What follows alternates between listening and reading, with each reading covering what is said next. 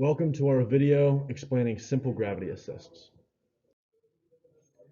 Imagine that you're traveling through space on your spacecraft and realize that you're running very, very low on fuel. You know that there's a space fuel station coming out, but to get there you have to make a 90-degree right turn, which you don't have enough fuel for. What are you going to do? You see that there's a planet in your path and you get an idea. Your idea is to use the planet to perform what is known as a gravity assist. You can both increase your speed and help you make a turn without using much fuel, because all you have to do is adjust your course slightly to go around the planet at the right angle.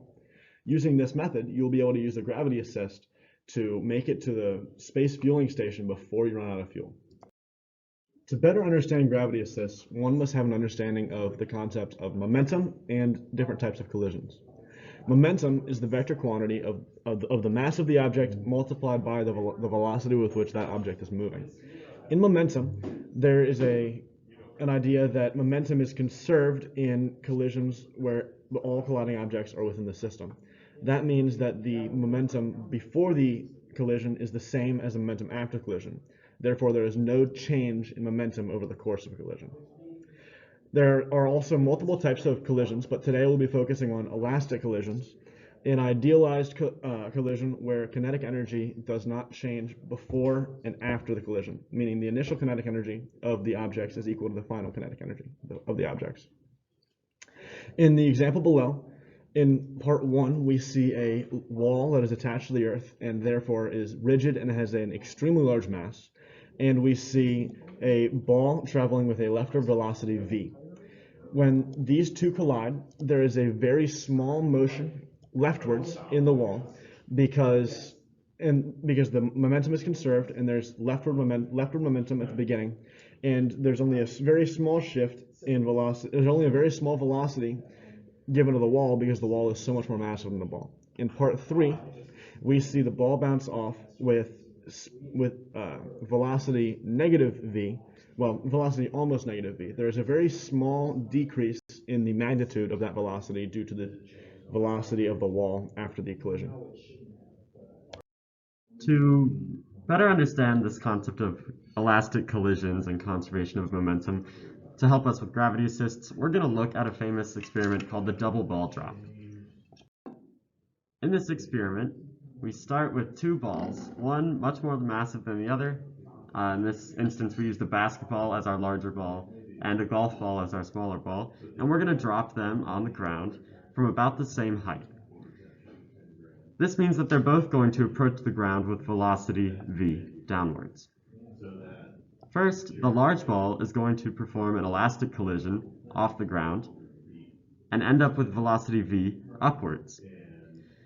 Now we're going to switch our frame of reference to the large ball. In the ball's frame of reference, it's traveling at velocity 0, but the small ball is now approaching at velocity 2v, downwards. This ball also undergoes an elastic collision, leaving with velocity 2v now upwards.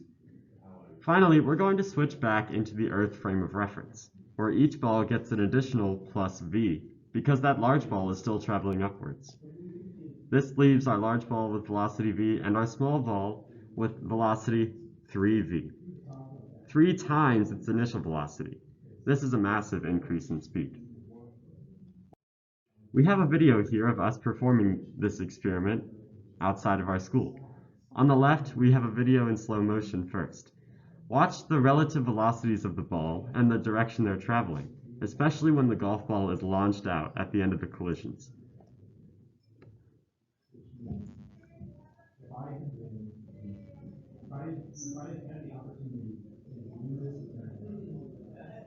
On the right, we have a video from quite a distance showing the increase in height that we can achieve by using another ball to launch the smaller ball much higher into the air. Take note of the initial drop height versus the final height that the golf ball reaches.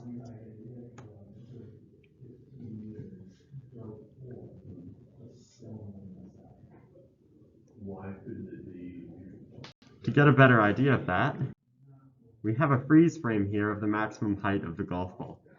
Using Colin as a reference at 6 foot, the ball traveled over 3 times higher than the initial height. While we would expect 9 times higher in a theoretically perfect experiment, things like air resistance and inelastic collisions in our balls take some energy out of the system, causing us to not achieve that perfect 9 times high. So how does this compare to a gravity assist?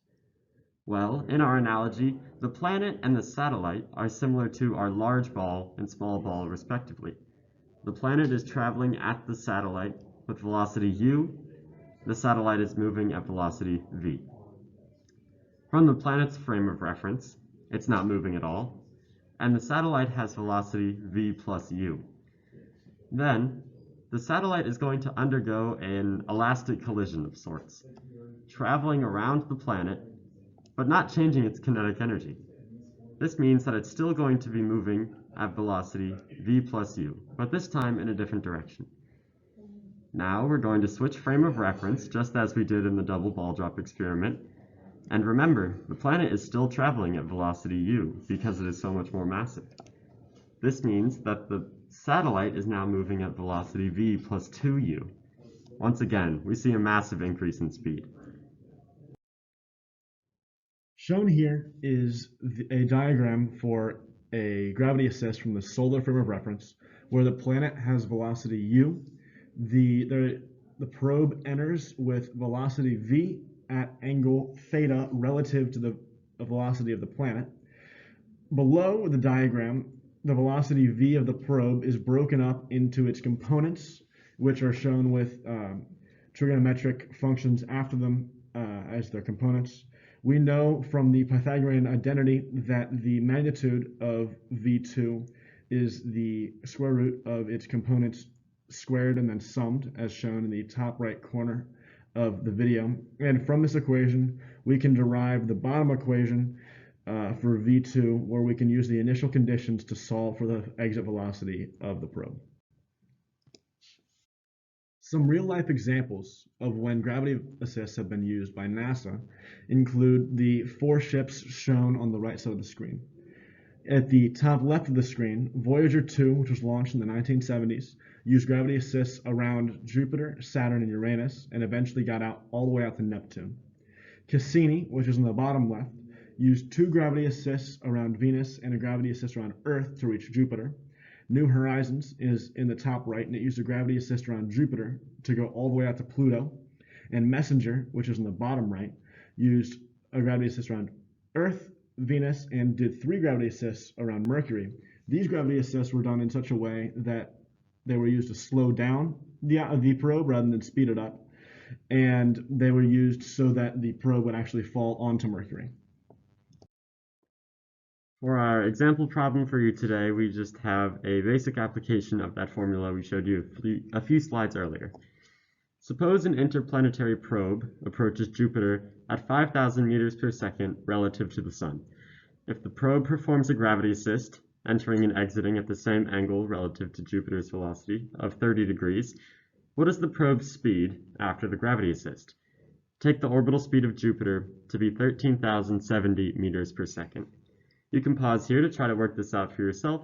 Again, if you need to rewind the video to grab that equation from earlier, that's the one that we're going to use. Alright, so we'll go to the solution now. Correct answer is around 30,600 meters per second. The solution here involves that equation, like we said, and really you're just plugging in the variables for v1, the initial velocity of the probe, u, the velocity of Jupiter in this case, and theta, the angle that we approach.